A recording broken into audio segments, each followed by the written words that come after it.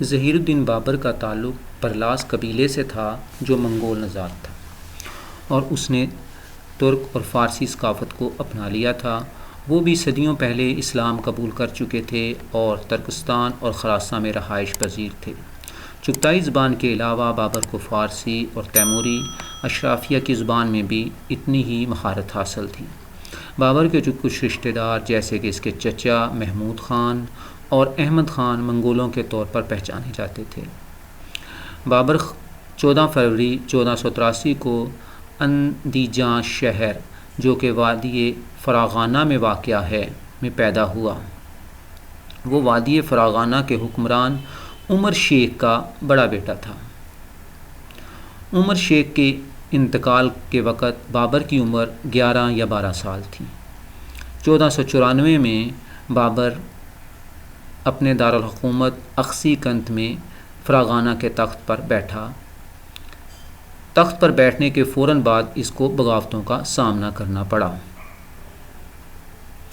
اس دوران پڑوسی ریاستوں سے اس کے 2 چچا جو اس کے والد سے دشمنی رکھتے تھے اور امراء کے ایک گروہ نے جو اس کے چھوٹے بھائی جہانگیر کو حکمران بنانا چاہتے تھے، اس کے خلاف محاذ کھولنے کے لیے استعمال کیا، اور اس کے علاوہ وہ لوگ اس کے دوسرے علاقوں پر بھی قبضہ کرنا چاہتے تھے۔ بابر کی مدد اس وقت اس کی نانی ایس دولت بیگم نے کی، اور اس کی مدد کی وجہ سے وہ اپنا تخت بچانے میں کامیاب ہوا، اور ہو سکتا ہے اس میں کچھ اس کی قسمت کا بھی عمل دخل ہو۔ اس کی یعنی کہ بابر کی سلطنت کے آس پاس کے زیادہ تر علاقوں پر رشتہ داروں کی حکومت تھی جو تیمور یا چنگیز خان کی اولاد سے تعلق رکھتے تھے اور مسلسل تنازعات میں رہتے تھے۔ اس وقت حریف شہزادے مغرب میں سمرقند شہر پر لڑ رہے تھے جس پر اس کے پھوپھی زاد بھائی کی حکومت تھی۔ بابر کو شہر پر قبضہ کرنے یعنی سمرقند پر قبضہ کرنے کی بڑی خواہش تھی۔ آخر کار بابر اس کوشش میں کامیاب ہو گیا۔ اس وقت بابر کی عمر صرف 15 سال تھی اور اس کے لیے یہ مہم ایک بہت بڑی کامیابی تھی۔ بابر اپنی فوج میں انحطاط کے باوجود شہر پر قبضہ کرنے میں کامیاب رہا، لیکن بعد میں وہ شدید بیمار ہو گیا۔ اس دوران میں فرغانہ میں بھی اس کے خلاف بغاوت ہو گئی اور اس کے بھائی اور چچا نے اس کی حکومت کا تختہ الٹ دیا۔ وہ فراغانہ کی طرف واپس لوٹا تاکہ وہاں پر اپنی حکومت کو دوبارہ سے قائم کیا جائے، تو اس دوران اس کو سمرقند جو کہ اس نے ابھی حال ہی میں فتح کیا تھا وہاں سے اس کو بے دخل ہونا پڑا۔ اس نے تقریباً 100 دن تک سمرقند پر اپنا قبضہ رکھا تھا اور اس نے اس شکست کو اپنا سب سے بڑا نقصان سمجھا اور ہندوستان میں اپنی فتوحات کے بعد بھی اپنی زندگی میں اس شکست کو کبھی نہیں بھولا۔ 3 سال تک بابر نے ایک مضبوط فوج بنانے پر توجہ مرکوز کی، خاص طور پر بدخشاں کے تاجکوں میں بڑے پیمانے پر لوگ بھرتی کیے۔ 1500 سے 1501 میں اس نے ایک بار پھر سمرقند کا محاصرہ کر لیا اور واقعتاً اس نے مختصر وقت کے لیے شہر پر قبضہ بھی کر لیا، لیکن اس کے نتیجے میں اس کا سب سے مضبوط حریف محمد شیبانی اس کے خلاف کھڑا ہو گیا اور اس نے اس کا محاصرہ کر لیا۔ حالات اس طرح بن گئے، اس حد تک خراب ہو گئے کہ بابر مجبور ہو گیا کہ وہ اپنی بہن خانزادہ شیبانی کو صلح نامے کے تحت ناکامیں دے دے۔ اس کے بعد ہی بابر اور اس کی فوج کو شہر سے حفاظت کے ساتھ نکلنے کی اجازت دی گئی۔ سمرقند اس کا عمر بھر کا جنون تھا، اس طرح ایک بار پھر کھو گیا۔ اس کے بعد اس نے فرغانہ پر دوبارہ قبضہ کرنے کی کوشش کی، لیکن وہاں بھی جنگ ہار گیا اور اپنی تھوڑے سے ساتھیوں کے ساتھ جو کہ ایک چھوٹا سا گروہ تھا فرار ہو کر اس نے وسطی ایشیا کے پہاڑوں میں پناہ لی۔ 1502 تک اس نے فراغانہ کی بازیابی کی تمام امیدیں چھوڑ دیں، اس کے پاس کچھ بھی نہیں بچا تھا اور اس نے اپنی قسمت کہیں اور آزمانے پر سوچنا شروع کیا۔ آخرکار وہ تاشکند چلا گیا جس پر اس کے ماموں کی حکومت تھی، لیکن وہاں بھی وہ خوش نہیں تھا۔ بابر نے لکھا، تاشکند میں اپنے قیام کے دوران میں نے بہت زیادہ غربت اور ذلت برداشت کی، نہ کوئی ملک، نہ کسی کی امید، پناہ کے بغیر، اور جلاوطنی میں تھا، دوستوں اور کسانوں کی مدد سے۔ کابل پر بابر کے چچا الغ بیگ دوم کی حکومت تھی، جو وارث کے طور پر صرف ایک شیرخوار بچے کو چھوڑ کر انتقال کر گیا۔ اس وقت شہر پر مکیں بیگ نے دعویٰ کیا تھا، جسے غاصب سمجھا جاتا تھا، اور مقامی لوگوں نے اس کی مخالفت کی۔ 1504 میں بابر برفانی پہاڑوں کو عبور کرنے میں کامیاب ہوا اور اس نے کابل پر قبضہ کر لیا۔ اس اقدام کے ساتھ اس نے ایک نئی سلطنت کی بنیاد رکھی، اپنی قسمت کو دوبارہ قائم کیا، اور 1526 تک اس کا حکمران بھی رہا۔ 1505 میں اپنی نئی پہاڑی ریاست کی کم آمدنی کی وجہ سے، یعنی کہ کابل پر جو اس نے قبضہ کر لیا تھا وہ ایک چھوٹی سی ریاست تھی اور وہاں سے آمدنی بہت کم تھی، اسی کم آمدنی کی وجہ سے بابر نے ہندوستان کی طرف اپنی پہلی مہم شروع کی۔ اپنی یادداشتوں میں اس نے لکھا، ہندوستان کے لیے میری خواہش مستقل تھی۔ شعبان کے مہینے میں ہم کابل سے ہندوستان کے لیے نکلے۔ یہ درہ خیبر کے پار ایک مختصر حملہ تھا۔ اسی سال بابر نے ہرات کے سلطان حسین مرزا باقر کے ساتھ اپنے مشترکہ دشمن ازبک شیبانی کے خلاف اتحاد بنایا، تاہم یہ منصوبہ ناکام ہو گیا کیونکہ حسین مرزا 1506 میں انتقال کر گیا اور اس کے دو بیٹے جنگ میں جانے سے گریزاں تھے۔ بابر ہرات کے سلطان حسین مرزا باقر کی وفات کی وجہ سے بہت صدمے میں چلا گیا، کیونکہ یہ اس کا بہت بڑا نقصان تھا۔ اب تیموری خاندان کا واحد حکمران بابر ہی رہ گیا تھا، اور مغرب میں شیبانی کے حملے کی وجہ سے بہت سے شہزادوں نے کابل میں اس کے پاس پناہ لی۔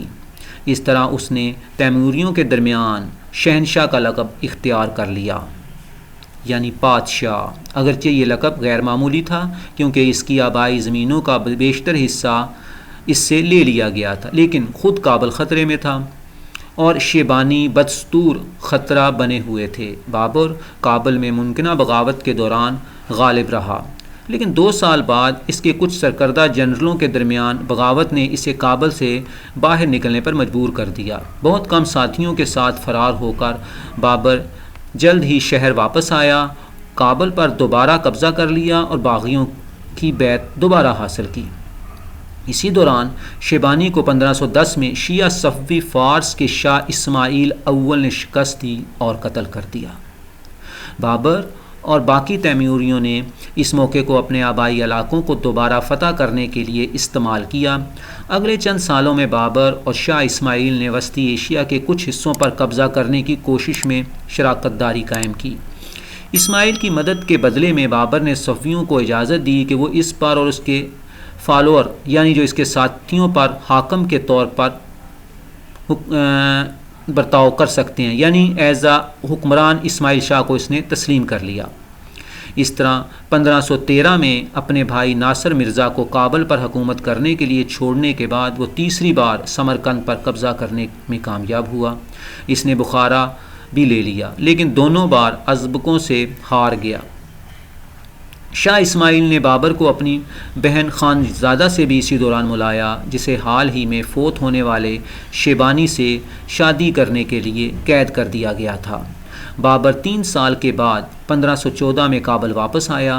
اس کی حکمرانی کے اگلے 11 سالوں میں بنیادی طور پر مشرقی پہاڑوں پر چھاپے مارنے کے علاوہ افغانی قبائل، اس کے رئیسوں اور رشتہ داروں کی نسبتاً معمولی بغاوتوں سے نمٹنا شامل تھا۔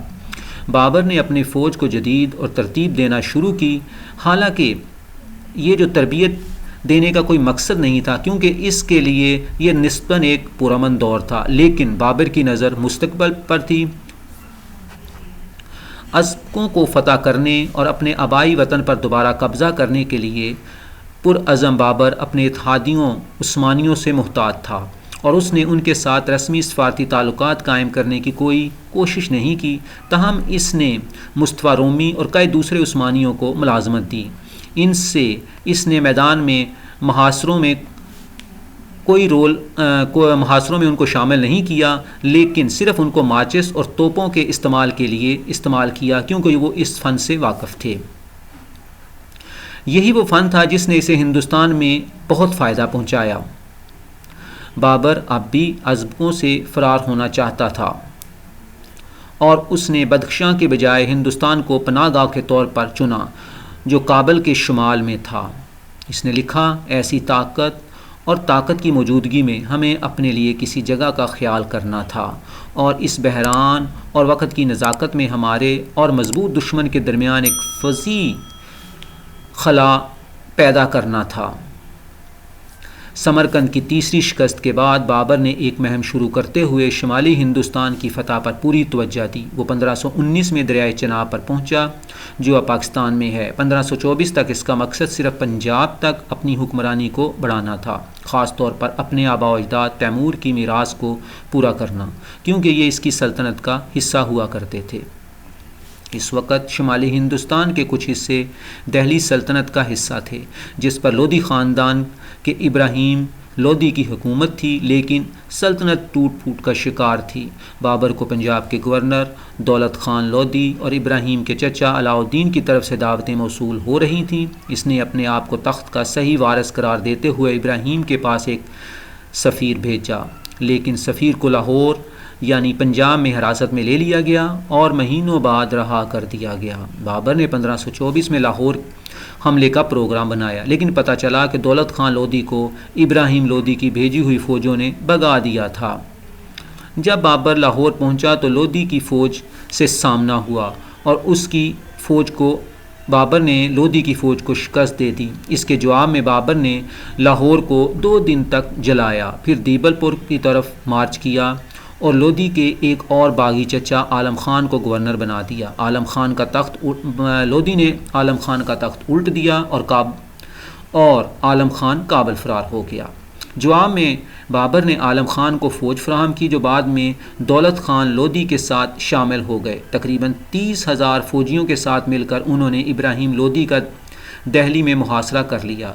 سلطان ابراہیم لودھی نے آسانی سے شکست دی اور عالم کی فوج کو بھگا دیا، اور بابر نے محسوس کر لیا کہ وہ یعنی کہ لودھی اسے پنجاب میں آسانی سے قابض ہونے نہیں دے گا۔ نومبر 1525 میں بابر کو پشاور میں خبر ملی کہ دولت خان لودھی نے اس سے غداری کی ہے۔ بابر نے علاء الدین کو اپنے پہلے روانہ کر دیا اور اس کے پیچھے پیچھے خود چلا، لیکن جب وہ پہنچے تو دولت خان لودھی نے ہتھیار ڈال دیے۔ اس طرح دریائے سندھ کو عبور کرنے کے 3 ہفتوں کے اندر بابر پنجاب پر قابض ہو گیا۔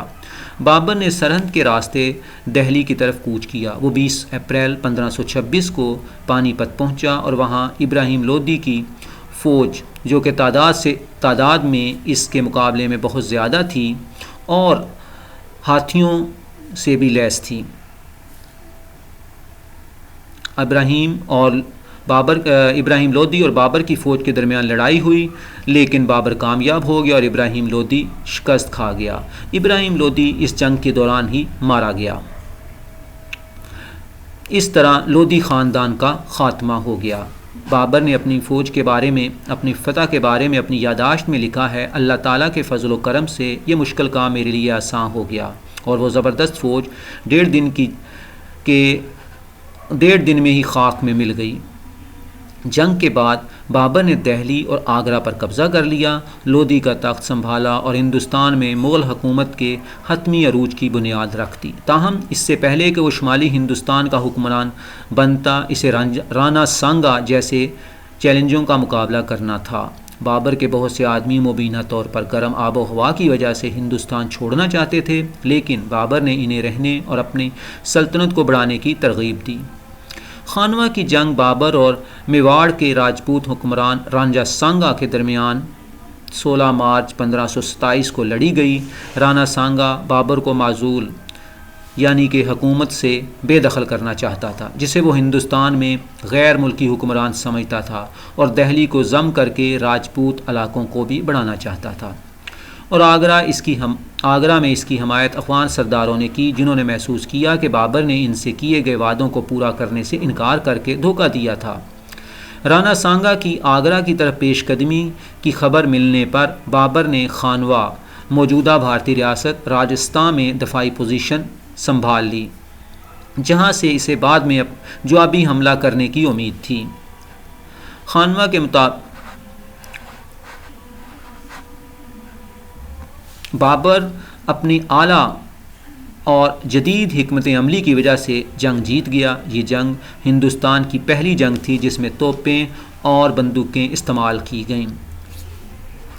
رانا سانگا کو غداری کا سامنا کرنا پڑا جب ہندو سردار سلہادی 6000 سپاہیوں کے ساتھ بابر کی فوج میں شامل ہو گیا۔ بابر نے سانگا کی قیادت کی مہارت کو تسلیم کیا اور اسے اس وقت کے 2 عظیم غیر مسلم ہندوستانی بادشاہوں میں سے ایک کہا۔ دوسرے کا نام وجے نگر کا کرشنا دیواریہ تھا۔ چندری کی جنگ خانوا کی لڑائی کے 1 سال بعد ہوئی۔ یہ خبر موصول ہونے پر کہ رانا سانگا نے اس کے ساتھ تنازع کی تجدید کی تیاری کر لی ہے، بابر نے رانا کو اپنے سخت ترین حلیفوں میں سے ایک مدنی رائے کو شکست دے کر الگ تھلگ کرنے کا فیصلہ کیا، جو مالوا کا حکمران تھا۔ چندری پہنچ کر 20 جنوری 1528 کو بابر نے چندری کے بدلے میں مدنی راؤ کو شمس آباد کی پیشکش کی، لیکن یہ پیشکش مسترد کر دی گئی۔ رات کو بابر کی فوج نے چندری کے بیرونی قلعے پر قبضہ کر لیا اور اگلی صبح اوپری قلعے پر قبضہ کر لیا گیا۔ بابر نے خود اس بات پر حیرت کا اظہار کیا کہ اوپری قلعہ آخری حملے کے ایک ہی جھٹکے کے اندر گر گیا۔ فتح کی کوئی امید نہ دیکھ کر مدنی رائے نے، جو کہ ان کی رسم ہوتی ہے کہ جب شکست کھاتے ہیں خواتین اور بچوں نے خود کو جلایا، یعنی کہ جب وہ دیکھتے ہیں کہ ان کو شکست ہونے لگی ہے تو خواتین اور بچے آگ میں کود جاتے ہیں تاکہ وہ دشمن کے ہاتھ میں نہ لگیں۔ تھوڑی تعداد میں فوجی بھی مدنی راؤ کے گھر میں جمع ہوئے اور اجتماعی خودکشی میں ایک دوسرے کو مار ڈالا۔ ایسا لگتا ہے کہ اس قربانی نے بابر کو متاثر نہیں کیا۔ بابر 1526 میں لودھی خاندان کے آخری سلطان ابراہیم لودھی کو شکست دے چکا تھا اور اس دوران وہ مارا بھی کیا تھا۔ بابر نے 4 سال حکومت کی اور اس کے بعد اس کا بیٹا ہمایوں تخت نشین ہوا، جس کے دور کو عارضی طور پر شیر شاہ سوری نے ختم کر دیا۔ بابر نے اگرچہ ایک ایسی حکومت کی بنیاد رکھی جس نے 350 سال تک برصغیر پر حکومت کی، لیکن خود بابر صرف 4 سال ہی حکومت کر سکا۔ بابر 26 دسمبر 1530 کو آگرہ میں انتقال کر گیا۔ اس کی ڈیڈ باڈی، اس کے جسد خاکی کو کابل لے جایا گیا اور وہاں اس کو دفن کر دیا گیا۔ اللہ حافظ۔